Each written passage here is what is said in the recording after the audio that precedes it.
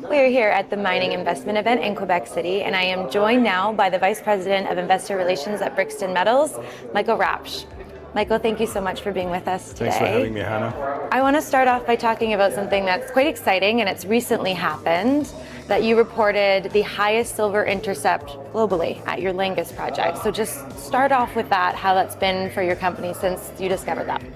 Yeah, very exciting news, obviously. We started drilling the Langis Silver Project at the beginning of this year, and we announced a smaller program. However, with the success that we've been seeing, we're actually going to ramp this up to about 60,000 meters of drilling this year, and we have currently 2 drill rigs turning.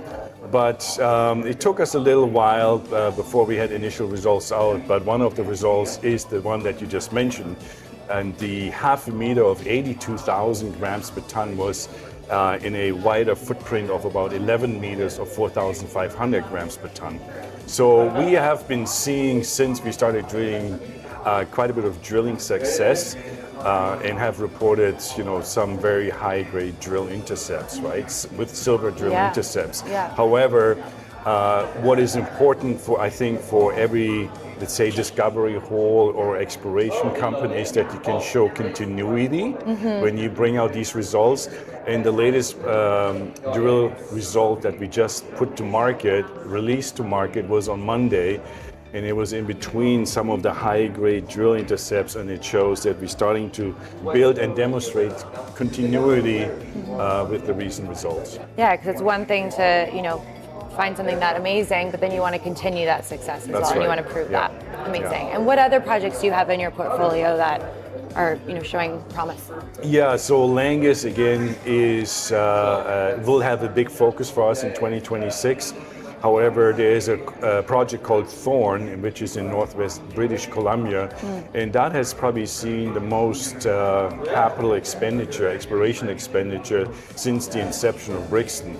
So Brixton raised about $120 million since its inception, and $70 million of those got spent on the Thorn Project, simply because it was the listing project, and we've been there working for many years. So, but Brixton, there's a seasonality aspect to it, or Thorn, there's a seasonality aspect to it, and so you can only drill at Thorn between May and October, and that means that we have started drilling at Thorn as well. So we're excited about that because it's a massive project. It's literally a district scale project, 2,900 square kilometers large. And within that, within those boundaries, we have identified 18 individual mineralized targets. Not to lose focus, we actually always prioritize targets for every season of drilling. And we have done so again for this year. So we'll probably be drilling 3 to 4 targets this year at Thorn as well. Amazing. The focus there will be copper and gold. So okay, I was going to ask. It's a little bit diversified, but it's not going to be silver. It's more, the focus is more on copper and gold there. All right, so you've got all 3 covering a wide spectrum there. In this week, talking to different investors, when they hear the Brixton story, what do you think is maybe something that they're overlooking or not, fully understanding that you'd really like, investors to know at home? That's a good question. I think everybody is really getting excited about silver. We have seen silver prices surge, all of, or say late of 2025, all the way into 2026, only to fall sharply again.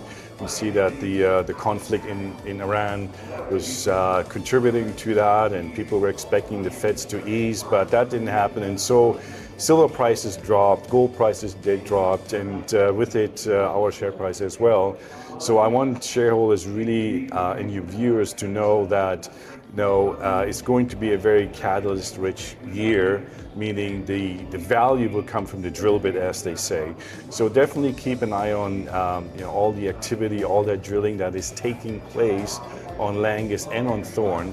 Now, meanwhile, there's 2 projects, we call them non-core assets. One is called Hog Heaven, that's in Montana in the United States, and the other one is Atlan Goldfields, which is also in BC, just north of Thorn.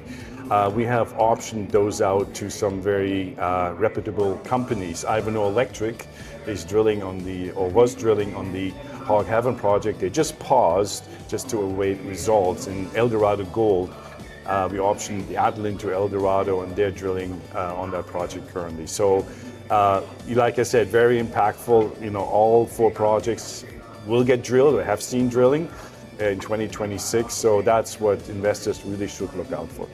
Yes, it sounds like a great year of news flow coming down the line. So those are the main catalysts that investors can look for, is the drilling programs at all 4 projects.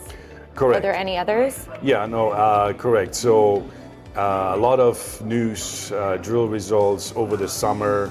And if we look at a, say, 9 months to 12 months catalyst period, then I would say that where we have been not lacking, but where we haven't really demonstrated maybe getting into a different category from explorer to developer.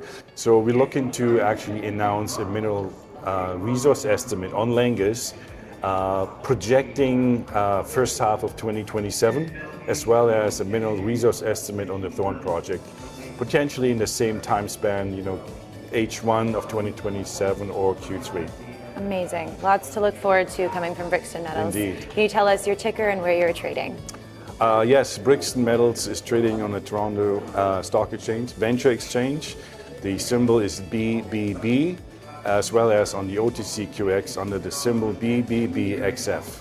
Amazing. Thank you so much for sharing all of that great info with us. Thanks for Michael. having us.